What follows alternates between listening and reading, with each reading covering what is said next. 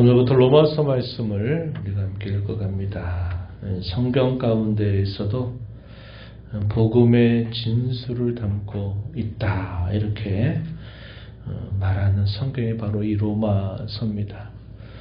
성경의 여러 내용상 분류할 때는 교리 서신으로 이것을 분류하기도 합니다. 그래서 로마서, 또 이와 비슷한 주제로 또 기록되는 좀 더 짧은 성경은 갈라디아서를 꼽기도 합니다. 그래서 이 로마서와 갈라디아서고요. 교회 역사 속에서는 교회가 잘못된 길을 걸어가게 될 때 이 교회를 바른 길로 또 세워가는 데 있어서 많은 앞선 선각자들이 이 로마서를 통해서 그 길들을 바르게 찾게 되는 그런 일들이 많았다는 것을 우리가 기억하게 되면 성경 가운데서도 이 로마서는 복음의 깊은 내용들, 그 풍성한 내용들을 우리에게 잘 소개해 준다 하겠습니다. 이런 로마서 말씀을 또 읽어가면서 또 우리에게 신앙이 더 견고해지고 또 하나님 복음에 대한 깨달음과 은혜가 풍성한 또 시간들이 되었으면 좋겠습니다. 오늘 우리가 읽은 이 로마서 1장의 내용 쭉 보게 되면 1절부터 7절에 이르는 내용에서는 인사말이죠. 편지이기 때문에 인사말을 하는데 거기에서 편지를 쓰고 있는 사도 자신, 또 그가 소개하고자 하는 가장 핵심적인 내용이 바로 복음에 관한 것이다 라는 사실을 알려주게 됩니다. 그리고 복음으로 말미암아서 사도를 비롯해서 그와 함께 복음의 일꾼으로 수고하는 이들이 이 복음으로 어떠한 변화가 자신에게 있었는지, 그리고 또 이 로마서 이 편지를 받는 성도들에게 있어서도 또 어떠한 복음으로 말미암는 변화가 있었는지 하는 내용들도 간략하게 소개를 해주고 있고요. 8절부터 17절 우리가 읽은 내용에서는 바울 사도가 로마를 한 번도 방문한 적이 없습니다. 이 로마를 방문하고자 하는 그 간절한 소원을 먼저 이 편지를 통해서 알려주게 됩니다. 그가 이런 편지를 쓰게 된 때가 언제냐? 제 세 번째 전도 여행 가운데서 아마도 고린도 지방에 있을 때 이 로마에 있는 성도들을 향해서 이 편지를 기록했을 것이다. 이렇게 추정하고 있습니다. 그리고 18절부터 마지막 절 이르는 내용에서는 그 복음에 있어서 첫 번째 소개되고 있는 내용이 뭐냐면, 모든 불의, 사람이 태어나면서 부패하고 갖고 있는 모든 이 불의한 그들의 삶과 그에 대한 하나님의 진노, 그것을 말해줍니다. 쉽게 말하면 죄와 비참에 관한 말씀들을 쭉 소개를 해줘요. 이 복음에 있어서 첫 번째 우리가 꼭 알아야 될 중요한 내용은 바로 이 죄와 비참에 관한 문제다라는 것을 우리에게 잘 소개해주고 있다 하겠습니다. 앞부분의 내용을 한번 보시면, 바울 사도는 자기 자신을 뭐라고 소개하냐면 나는 예수 그리스도의 종이다. 얼마 전 금요기도회 때 이 말씀을 나눴습니다. 이 종이다라고 말할 때 이 종의 개념은 당시 헬라 사회에 있어서 가지고 있었던 종의 개념뿐만 아니라 구약시대에 있어서 주인을 사랑해서 기꺼이 자기 길을 송곳으로 깃뚫린 종이라고 하는 이런 규정이 있습니다. 주인을 사랑해서 평생토록 난 그 주인을 섬기겠다라고 다짐할 때 그 종의 귀를 뚫어서 그를 자기 주인을 위해서 평생토록 살겠다라는 표시를 남기는 그런 절차가 있었어요. 그러한 종의 개념이 함께 있다는 것을 우리 나눈 바가 있습니다. 그리고 그는 사도가 되었다. 예수 그리스도의 종이면서 그는 사도가 되었다. 자기 자신을 그렇게 소개하는 겁니다. 다른 사람을 만날 때 나를 어떻게 소개하는가? 제 이름은 아무개고 저는 어디 출신이고 고향은 어디고 어디에 살고 있습니다. 무슨 일 하고 있습니다? 대개 우리가 그런 형식으로 자기 자신을 소개하면서 서로를 알아가는 과정들이 있는데, 바울 사도는 자기 자신이 그동안 살면서 배웠던 거, 경험했던 거, 그런 것들을 다 거두절미하고 말하기를, 나는 예수님의 참된 종입니다. 나는 그의 복음을 위해서 택정함을 받은 사도입니다. 이렇게 자기 자신을 소개합니다. 이것을 가장 영광스러운 자기소개로 하고 있다는 것을 확인하게 되고요. 왜 그런가? 그에게 맡겨진 이 복음이 너무나도 가치 있고 너무나도 귀한 것이기 때문이라는 겁니다. 그래서 이 복음에 대해서 2절에 보니까 하나님께서 선지자들을 통해서 그의 아들 곧 주 예수 그리스도에 관하여 성경에 미리 약속하신 것이다. 이미 예언되었던 바다. 구약 시대로부터 그의 아들에 관하여 예언되었던 바다는 사실을 이야기해 줍니다. 그는 육신으로는, 사람으로서는 혹은 인성으로서는 다윗의 혈통으로 태어나신 분이다. 다윗의 자손이다. 그 말이죠. 그러나 성령으로 말하면, 성결의 영으로 말하면 곧 그는 하나님의 아들로 선포되신 분이다. 성자이시다. 이 말입니다. 그래서 신성과 인성을 취하신 그분에 대하여 소개를 해줍니다. 그 아들로 말미암아 어떤 변화가 있었나 소개해 주기를 5절 말씀에, 그로 말미암아 우리가 은혜와 사도의 직분을 받아서 그의 이름을 위해 모든 이방인 중에서 믿어 순종하게 한다. 예수 그리스도, 그 복음의 주인공이신 예수 그리스도로 말미암아 직분을 받아서 모두 믿지 않는 이방 사람들 가운데서 그들로 믿어 순종하게 하는 자로 부름받았다는 거죠. 복음의 일꾼으로 부름받았다 이 말입니다. 또한 그 복음을 받는, 이 편지를 받는 로마에 있는 성도들을 향해서도 뭐라고 표현하냐면 예수 그리스도의 것, 예수 그리스도의 소유로 부름받은 자다. 이렇게 소개를 해주고 7절 앞부분에 또 보면 이렇게 말하죠. 로마에서 하나님의 사랑하심을 받고 성도로 부르심을 받은 모든 자다. 이렇게 표현했습니다. 그래서 예수 그리스도의 종이요 사도가 되고 그 복음의 일꾼으로 부름받은 것이 너무나도 자기에게 이루어진 큰 변화고, 또 편지를 받는 모든 성도들도 예수님의 소유로 부름받고 하나님의 사랑하심을 입어서 성도로 부름받은 자가 되었다. 복음으로 말미암아 주어진 놀라운 변화를 소개해주고 있다는 겁니다. 은혜와 평강을 빌고서 이제 사도가 이 편지를 쓰게 되는 계기를 소개해 줍니다. 자신이 한 번도 로마를 방문한 적이 없어요.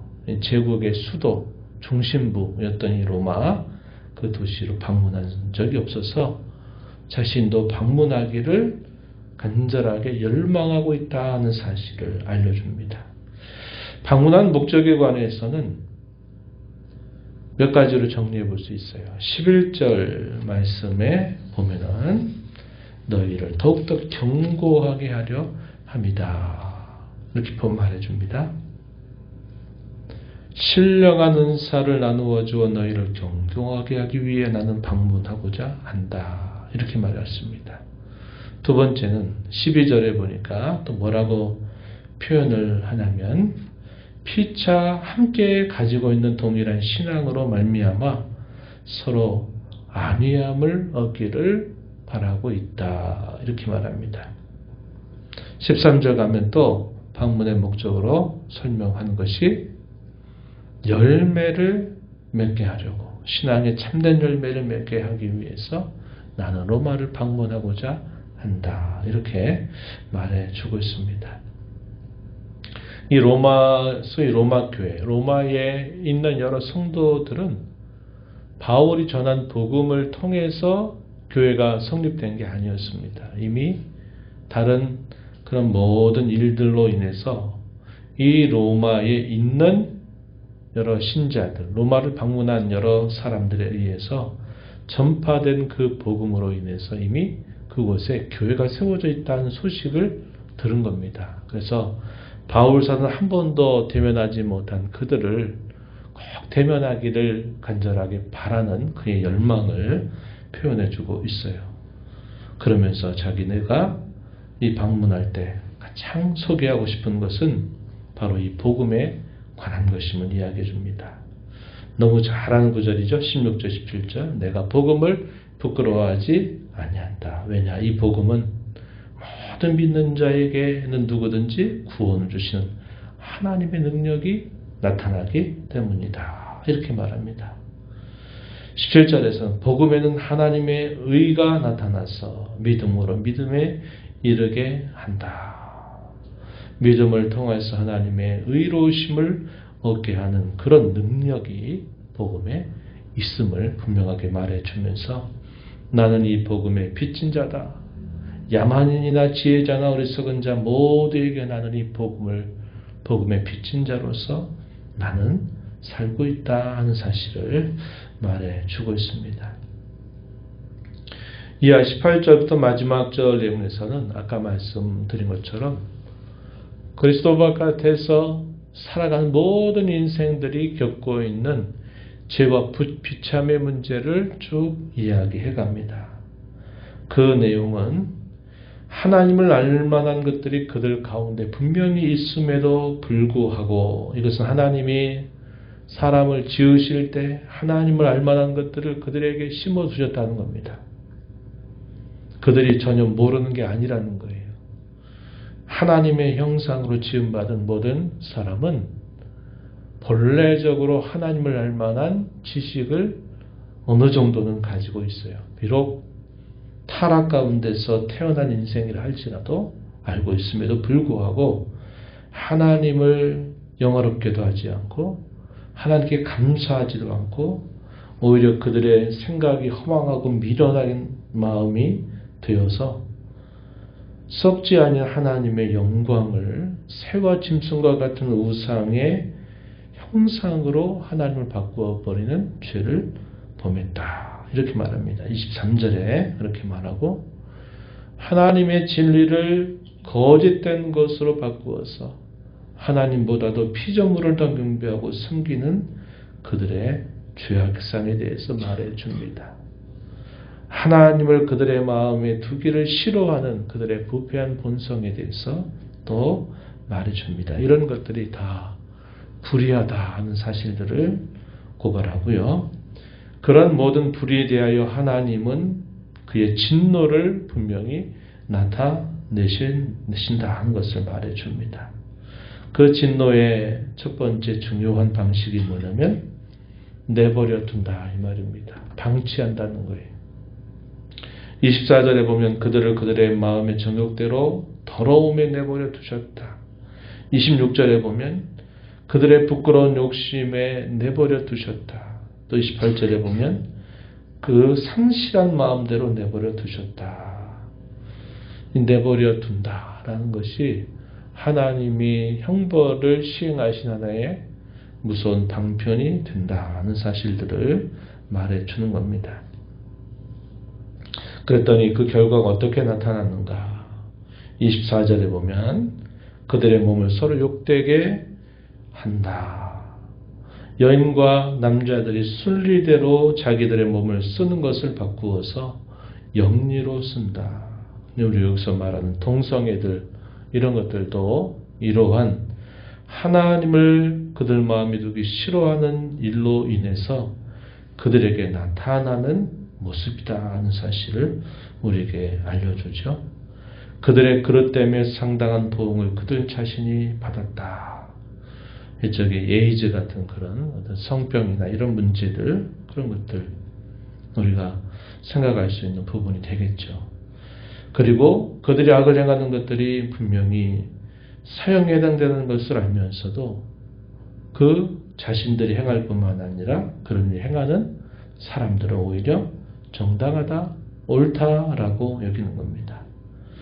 진리는 거짓으로 바꿔버리고 거짓은 진리로 바꾸어 버리는 겁니다. 이것이 그들의 모습 가운데 나타나고 있는 현상이다 하는 거예요. 여전히 그리스도 밖에 살아가는 사람들의 이 마음속에는 정도의 차이가 있을런지 모르나 이와 똑같은 분명한 모습들이 나타나고 있다 하는 것을 성경은 우리에게 알려주고 있다 하는 겁니다.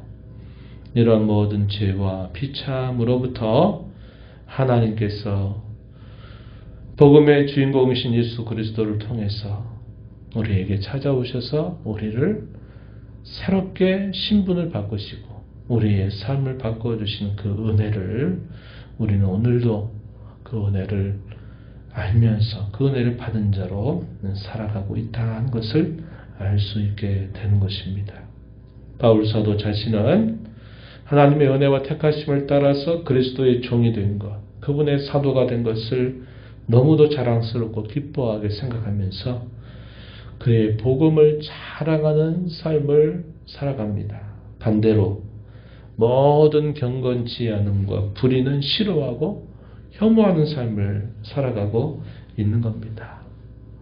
복음과 예수 그리스도는 자랑하고 사랑하면서 그러나 모든 불의와 죄악들은 혐오하고 미워하는 삶을 살아가는 것, 이것은 구원받은 바울 사도 자신뿐만 아니라 오늘 저와 여러분도 그러한 삶을 살아가는 사람들이다 하는 것을 가르쳐주고 있습니다. 우리 남은 삶 어떻게 살아가야 될까요? 복음을 자랑하고 우리의 주 되신 예수 그리스도를 늘 기뻐하고 그 복음을 따라 살기를 좋아하고 반면에 모든 불의와 거짓됨과 죄와 비참의 삶을 혐오하면서 살아가는 삶, 이것이 구원받은 저와 여러분이 살아가야 될 삶의 모습임을 기억하면서 남은 생에 그런 삶 살아가기를 소망하고 힘써가는 모두가 되기를 진심으로 바랍니다. 하나님 아버지 감사합니다. 이 새벽 시간 저희들을 깨워주셔서 오늘도 생명 주시고 또 호흡 주신 하나님의 은혜를 감사하고 무엇보다도 죄와 비참으로부터 저희들을 하나님의 사랑하심을 통하여 저희들을 불러주셔서 복음을 알게 하시고 복음을 통하여 저희를 새 사람이 되고 성도가 되게 하신 하나님의 은혜를 또다시 생각하게 하심을 감사합니다.